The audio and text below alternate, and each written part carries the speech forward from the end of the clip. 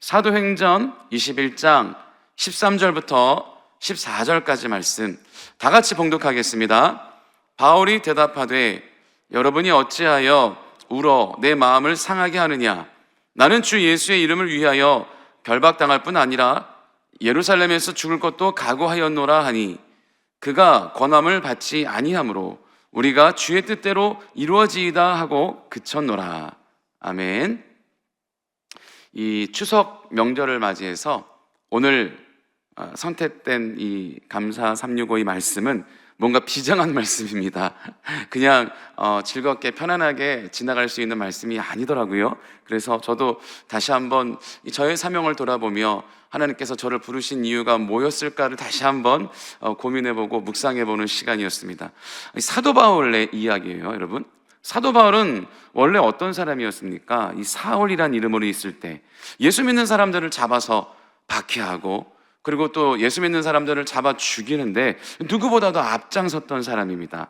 우리가 알고 있는 최초의 집사님들이었던 그 스데반 집사님을 잡아서 죽이는데 또 앞장섰던 사람입니다. 스데반 집사의 옷을 들고 그 앞에서 제일 많이 조롱하고 핍박했던 사람이기도 하죠. 그런데 이 사도 바울이요, 그 스데반 집사님과 함께 동역하던 또 다른 아주 믿음 좋았던 빌립이라고 하는 집사가 있었는데요. 이 스데반과 빌립 두 사람이 아주 이 복음을 전하는데 하나님의 일을 하는데 크게 쓰임 받았던 사람인데 나중에는 참 이 아이러니하게도요, 그 스데반 집사를 잡는데 앞장섰던 바울이 변화가 되고 나서 스데반 집사와 함께 단짝이었던 빌립 집사와도요, 이 바울이 또 단짝이 돼가지고 이 예수님의 사역을 감당했었습니다. 참 아이러니하죠.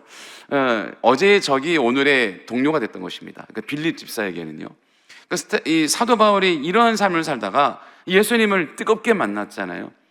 예수님께서 먼저 사도 바울을 찾아주셔서 사도 바울이 이 마음의 변화가 일어나서 예수님 앞에 무릎을 꿇었던 것이 아니라 사도 바울을 먼저 예수님께서 찾아오셔서 왜 나를 박해하느냐 그러면서 사도 바울을 뜨겁게 만나주시죠. 그러면서 사도 바울이 변화가 되고 그때부터 누구보다도 뛰어난 복음의 전도자로 사역을 했었습니다.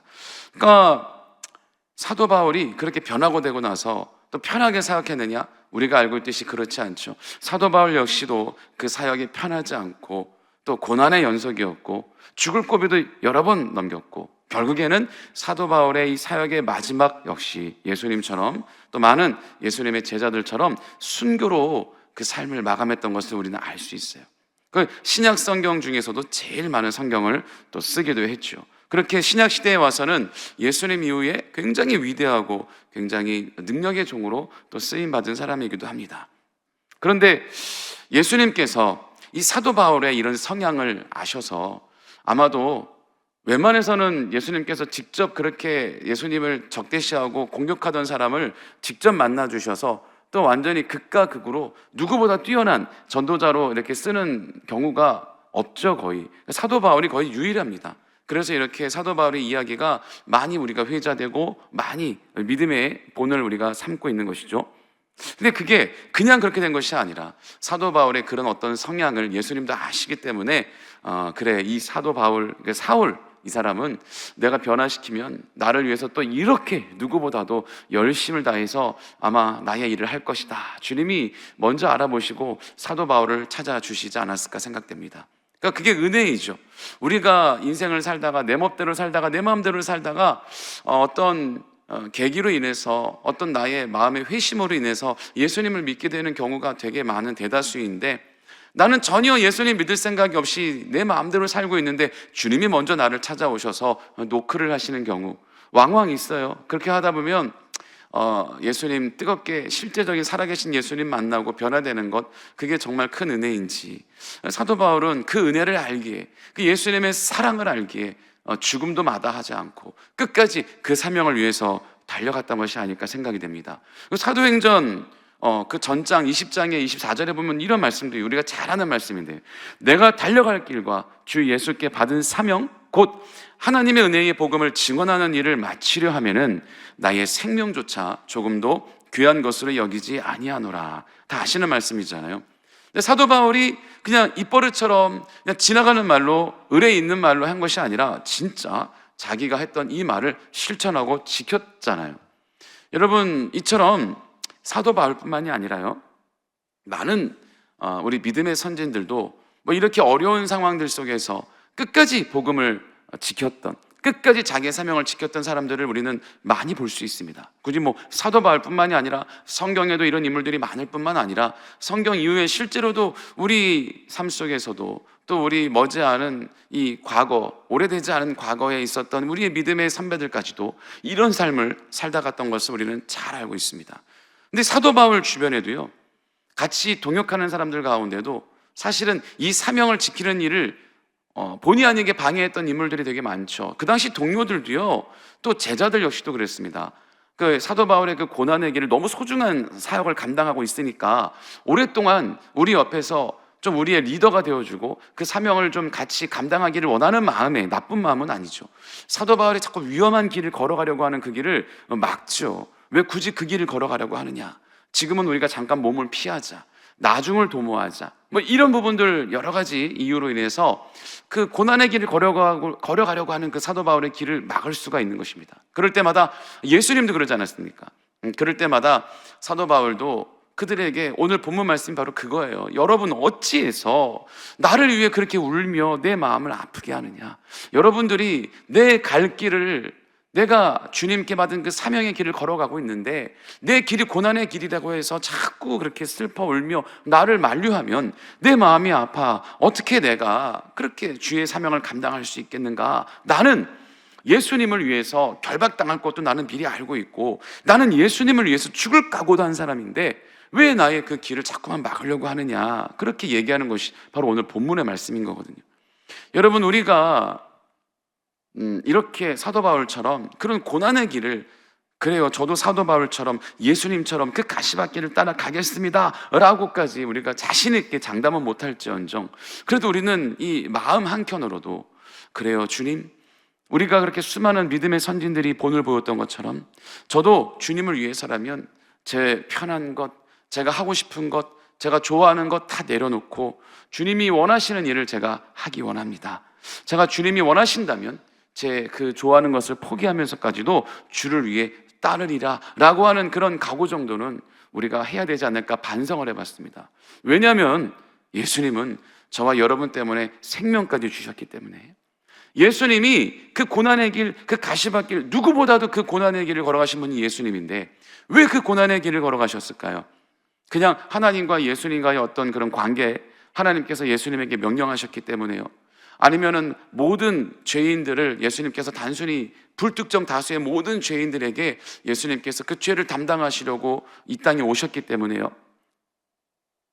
아니요, 저와 여러분 때문에, 저와 여러분 때문에 예수님이 이 땅에 오셨고, 저와 여러분 때문에 고난의 길을 걸어가셨고, 저와 여러분 때문에 십자가에 달려 몸 찢어 피 흘려 죽으셨기 때문에 그렇습니다. 그것이 모든 사람들에게 행한 거잖아, 뭐 굳이 나만이겠어? 라고 생각할 것이 아니라 나만을 위해서 예수님이 그렇게 하셨다고 우리는 믿어야 합니다. 다 1대1의 관계예요. 우리가 많은 사람들 가운데 한 명을 바라보는 다수의 대상이 아니라 하나님, 즉 예수님과의 나와의 관계는 나와 예수님과 1대1의 관계인 것입니다. 여러분, 어느 누구의 믿음 대신으로 내가 천국 가는 거 아니잖아요. 그렇죠? 여러분, 어느 가족 또는 남편 또는 아내 또는 부모님의 믿음으로 우리가 대신 천국 가는 거 아니잖아요. 구원의 문제는 주님과 나와 1대1의 문제인 것입니다. 예수님께서 우리 때문에 이 땅에 오셨고, 예수님께서 바로 여러분 때문에 십자가에 달리시고 고난의 길을 걸어가신 겁니다. 그런데 그것이 우리가 그렇게 주님 앞에 그 사랑의 은혜만큼 우리가 주님 앞에 해드리지 못한다고 해서 주님이 우리를 위해서 죽으신 것을 후회하실까요? 우리가 그만큼 주님이 우리에게 주신 사랑의 크기에 비해 우린 너무나도 주님 앞에 하는 것이 없어 죄송한 마음이지만 주님 보시는 입장에서는 아마 후회하실까요? 전혀 그렇지 않습니다. 우리가 이렇게 살아갈 것, 주님께서 사도 바울의 성향을 아시고 강권적으로 친히 먼저 만나주신 것처럼 주님은 2000년 후에나 태어날 우리들도 다 알고 계시고요, 그리고 우리의 성향과 우리의 성격들 다 주님은 알고 계셔서 우리의 모든 것을 알고 계시는 주님이 그럼에도 우리를 사랑하셔서 우리를 만나주시고 자녀 삼아주신 것입니다. 그러니까 내가 날마다 주님이 나를 위해서 이렇게까지 해주셨는데 나는 주님에게 해드리는 것이 너무 없고, 나는 너무 믿음이 약해, 나는 너무 죄인이야, 맨날 자기를 그렇게 타박하고 자기에 대해서 자꾸만 그렇게 자기 스스로 그렇게 찍어 누르거든요. 많은 사람들이. 그런 것도 어떻게 보면 다 마귀 짓이에요. 악한 영의 짓입니다. 예수님은 한 번도 우리를 그렇게 정죄한 적이 없으세요. 예수님은 한 번도 내가 너를 위해서 그렇게까지 해주었는데 너는 왜 나에게 그렇게 믿음으로 나에게 다가오지 못하고, 왜 그렇게 내가 맡기는 일을 감당하지 못하느냐. 마치 출애굽 시절에 이스라엘 백성들의 불평불만이 끝이 없어서 하나님께서 노하셨던 그 장면, 우리와 주님의 관계는 그런 관계가 아닙니다. 주님은 그 모든 우리의 연약함을 알고 계시기에 그 연약함 때문에, 마치 하나님께 책망받을 수 있는 우리의 그 연약함 때문에 예수님이 중보자가 되어서 이 땅에 오신 거고, 우리를 위해서 죽어주시고 우리의 죄를 이미 다 담당하셨기 때문에, 그래서 하나님과 우리 사이에 그 중간에 중보자가 되어주셔서 오늘날에도 우리의 연약함을 하나님 앞에 기도해 주시고 있는 것입니다. 우리의 연약함을 대변해 주고 계신 겁니다. 그래서 주님이 우리를 품어주시고 안아주시고, 우리 안에 하나님의 영인 예수 그리스도의 영인 성령이 우리 안에 계시기 때문에 우리를 인도하시고 지켜주시고 우리의 보호막이 되어주시는 것입니다.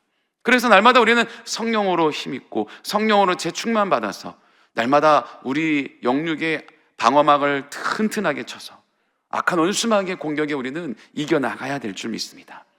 여러분, 그래서 이 순교도요, 아무나 하는 것이 아닙니다. 걱정하지 마십시오. 순교도 순교할 만한 사람을 주님께서 선택하셔서 그 순교의 자리로 이끌어가는 것이지, 그래 성경을 보니까 대부분 다 순교하는데 나도 예수 믿으면 순교해야 되는 거 아니야? 걱정하지 마십시오. 아무나 순교의 자리로 이끌어가는 것이 아닙니다. 그렇다면 어느 누구나 다 그 사명의 자리는 있거든요. 우리가 주님을 믿으면서 단 한 사람도 아무 사명 없이 나 혼자 그냥 마음 편하게 예배드리러 왔다 갔다 하는 분은 단 한 사람도 없습니다. 어떤 모양이든 어떤 크기든 어떤 종류이든 주님이 우리를 자녀 삼아 주셨다면, 우리를 거저 영혼을 구원해 주셔서 저 천국을 우리에게 선물로 주셨다면, 영생을 우리에게 주셨다면, 우리에게도 주님께서 원하시는 바가 다 있습니다. 물론 그것은 제일 궁극적으로 기본적인 것은 복음을 전하고 예수 그리스도의 사랑을 전하는 일이죠. 그게 제일 큰 우리의 임무입니다. 그렇지만 소소하게 우리가 믿음 생활하면서 부가적으로 우리에게 원하시는 그 사명이 누구에겐 다 있다라는 것이죠. 여러분, 근데 제가 신학교 때요, 참 대단한 이 신학교 동기가 한 명 있었어요. 저는 31살의 늦가기 신학생이었고, 이제 막 고등학교를 졸업하고 이제 아주 풋풋한 20살의 나이에 신학교를 들어온, 키도 크고요, 남학생이었는데 185 정도 되었었고 인물도 훤칠한 모델 같아요. 그 우리가 저 젊은 나이에 저렇게 훤칠한 친구가 왜 뭘 어쩌겠다고 신학교에 들어왔나, 그런 우리가 생각을 할 정도였습니다. 왜 이 길을 가려고 그래? 막 이랬죠. 그런데 어느 날 교수님이 몇 명을 이렇게 세우더니 자네의 목회 사역에 있어서 비전이 뭔가, 꿈이 뭔가를 물어보시는 거예요. 그 누구는 어느 땅에 개척을 하고 주의 복음을 위해서 열심히 할 것입니다. 누구는 어떤 사역을 할 것입니다. 사회복지를 관련해서 불쌍한 분들을 사역할 것입니다. 막 이런 포부를 얘기하는데, 그 젊은 이제 학생에게 딱 순서가 왔는데 딱 일어나더니 고민도 안 하고, 그러니까 즉흥적으로 얘기하는 게 아니었던 것 같아요. 고민도 안 하고 자신 있게 얘기하는 게 뭐냐면요, 저는 북한 땅에 가서 순교하는 게 꿈입니다, 그러는 거예요. 깜짝 놀랐어요. 막 웅성웅성. 왜냐하면 그 전까지 많은 이 젊은 여학생들의 선망의 대상이었거든요. 많은 여학생들의 관심을 한 몸에 받고 있었거든요. 그런데 갑자기 그 얘기를 딱 하는 순간 갑자기 막 웅성웅성 거리기 시작하고 막 깜짝 놀라는 거예요. 교수님도 깜짝 놀랐어요. 근데 그게 그냥 하는 말이 아니라 농담하는 자리가 아니잖아요. 정말로 진짜 그런 사명을 갖고 있는 친구였어요. 그래서 그 얘기를 하는 순간 그 남학생에게 쏠려있던 여학생들의 관심이 하루아침에 사라져 버렸습니다. 그 친구와 결혼을 하면 어떻게 되겠어요?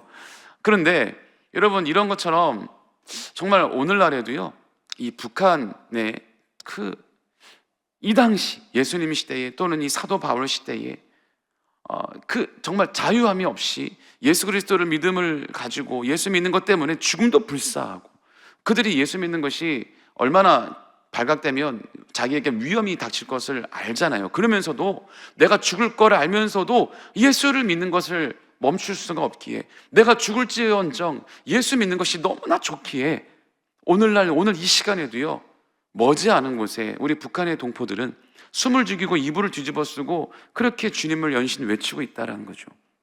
제가 얼마 전에, 좀 오래되긴 했는데, 이 중국과 북한의 이 사역 선교단체도 위험을 감수하고 그들을 선교하는 선교단체의 어떤 목사님의 간증을 들었어요. 어느 날 편지가 왔대요.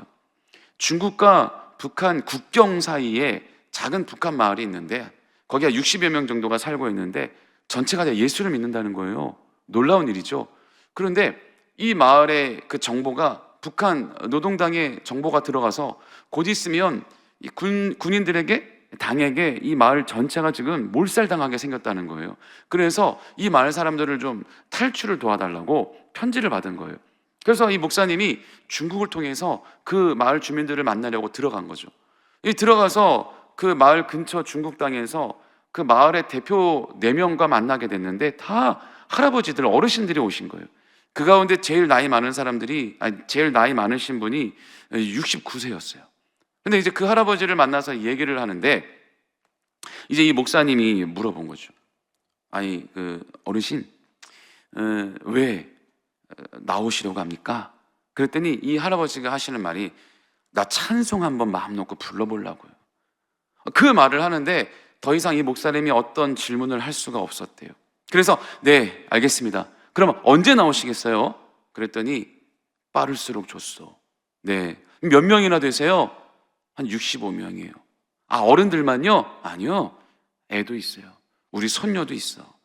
근데 정보가 들어왔는데 우리 모두 수용소로 끌려간다나 봐. 여러분, 수용소로 끌려가면 어떻게 살겠습니까? 그렇죠? 목사님이 알겠습니다. 그럼 제가 도와드릴게요. 제가 도와드리죠. 근데 갑자기 이 할아버지가 잠깐만. 네?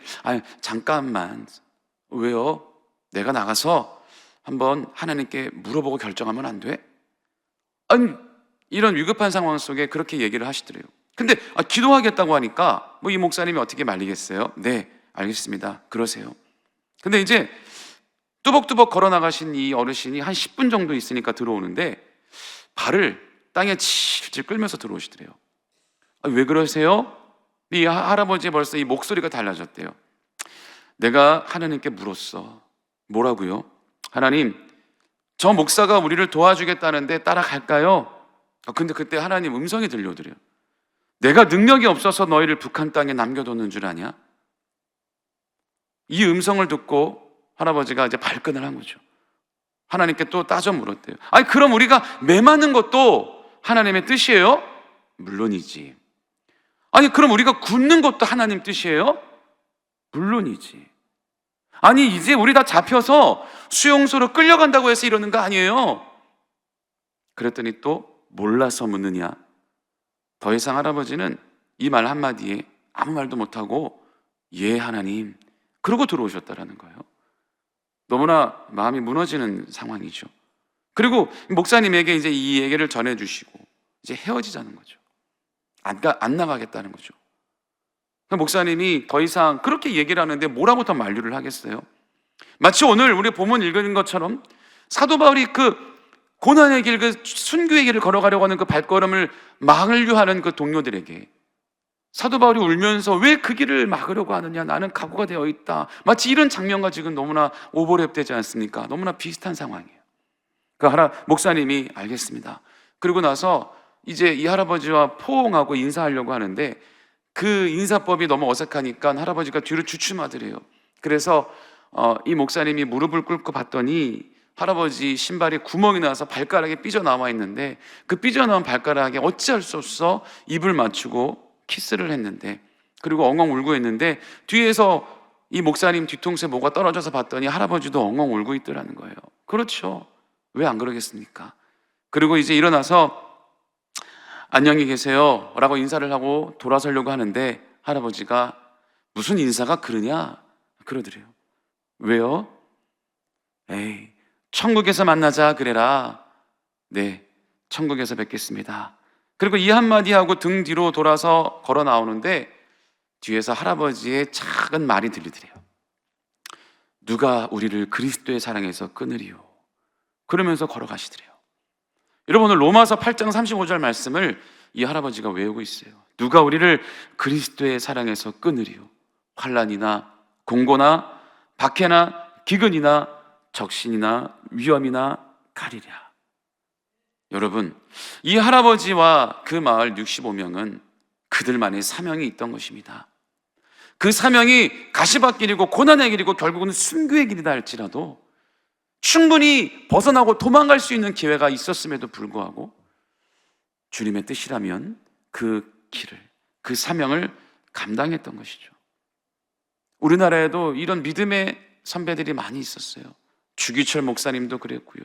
많은 여러 믿음의 선배들이 그 길을 감당하고 걸어갔던 것입니다.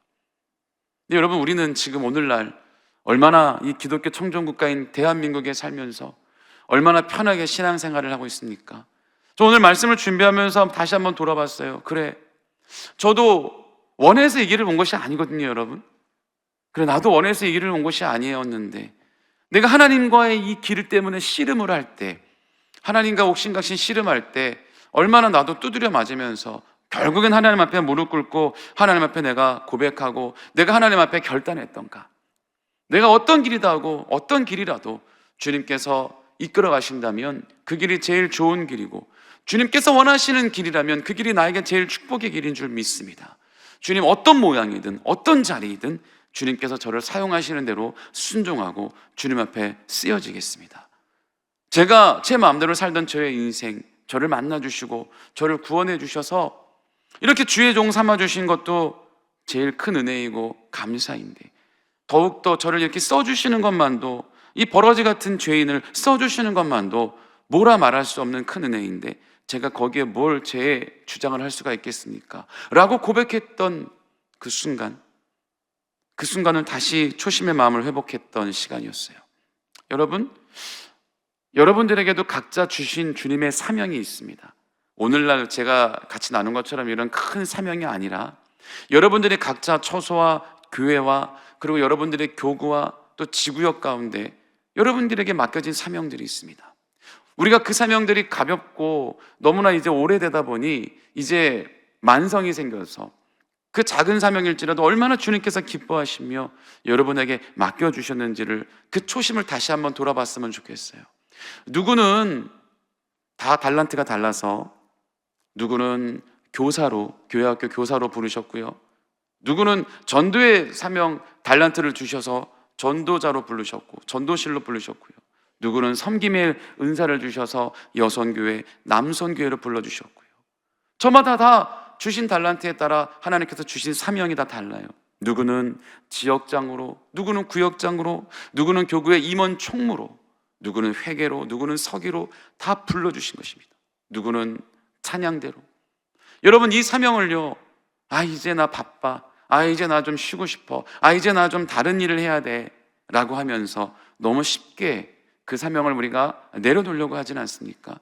그것이 누구의 권유로 인해서 내가 한 것 같지만 사실은 주님께서 맡기신 사명인 줄 믿습니다. 그 사명을 다시 한번 우리가 회복해서 그 사명을 우리가 맡을 때 어렵지만 부담되지만 이왕하는 거 하나님 앞에 여러분 다 그렇게 기도하셨잖아요.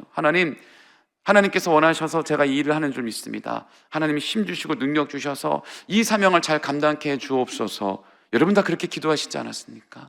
주님은 그 기도를 기억하시고 또 접수하셨고 오늘날까지도 하나님께서 그 힘과 능력을 주셔서 이 일을 감당하고 있는 줄 믿습니다. 내 힘으로 하는 것이 아닙니다, 여러분.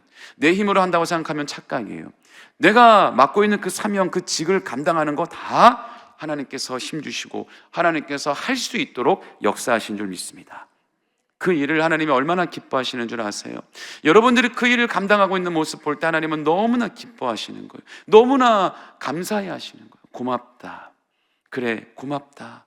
너가 그 일을 감당해 주어서 고맙다. 그것은 내 뜻이야. 오늘 그 주님께서 오늘날에도 저와 여러분에게 여전히 그 말씀을 하고 계십니다. 누구는 기도의 용사로 불러주셨어요. 나는 지역장도 아니고 구역장도 아니고 찬양대도 아니고 뭣도 아닌데 그럼 나는 마음 편하겠네? 아니요.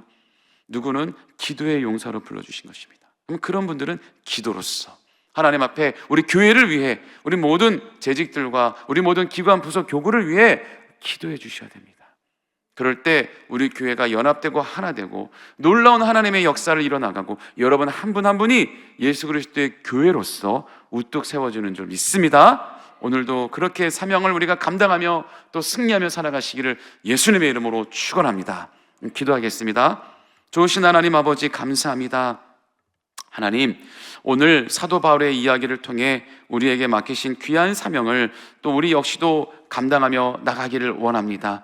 하나님, 우리 각 사람에게 하나님께서 맡긴 사명이 있을진데 그 사명 하나하나 우리가 가볍게 여기지 아니하고 아무리 작은 거다 할지라도 주님께서 우리에게 맡기신 사명인 줄 우리가 믿고 아버지 더욱더 전심을 다해 열심으로 감당해 나갈 수 있도록 붙잡아 주시옵소서. 또 아버지 하나님께 감사함으로 드리는 예물 드리는 손길들 주님께서 축복하여 주시고 30배, 60배, 100배로 열매 맺는 복된 삶이 되게 하여 주시옵소서. 감사드리며 예수님의 이름으로 축복하며 기도드립니다. 아멘. 하늘에 계신 우리 아버지여, 이름이 거룩히 여김을 받으시오며 나라가 임하시오며 뜻이 하늘에서 이루어진 것 같이 땅에서도 이루어지이다. 오늘 우리에게 일용할 양식을 주시옵고 우리가 우리에게 죄 지은 자를 사하여 준 것 같이 우리 죄를 사하여 주시옵고 우리를 시험에 들게 하지 마시옵고 다만 악에서 구하시옵소서. 나라와 권세와 영광이 아버지께 영원히 있사옵나이다. 아멘. 자, 이제 우리 함께 기도하는 시간입니다. 우리 먼저 나라와 민족을 위해서 함께 기도해 주시고 우리 여의도 순복음교회와 세워주신 이용훈 대표 총회장님 목회사역과 건강을 위해서 기도해 주시고 우리 여의도 순복음 분당교회와 우리 황선호 담임 목사님의 목회사역과 건강을 위해서 기도해 주시고 우리 교회 많은 재직들과 우리 주의 종들 파송된 선교사님들 위해서 함께 기도해 주시고 오늘 여러분들 기도 제목들 응답되기 위해서 다 같이 우리 주여 세 번 부르시며 합심하여 기도하겠습니다. 주여, 주여, 주여.